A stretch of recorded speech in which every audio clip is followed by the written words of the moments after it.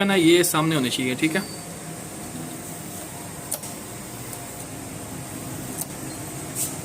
ये कार्ड आपने इंसर्ट किया,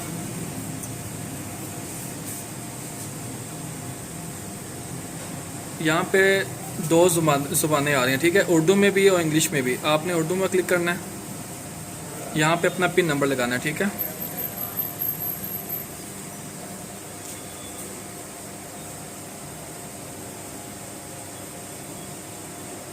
यहाँ पे ऑप्शन आ रहे हैं। ठीक है, रकम निकलवाने के लिए, फौरी रकम निकलवाने के लिए। ठीक है, यहाँ से आप स्टेटमेंट भी चेक कर सकते हैं, फ़ंड ट्रांसफ़र भी कर सकते हैं।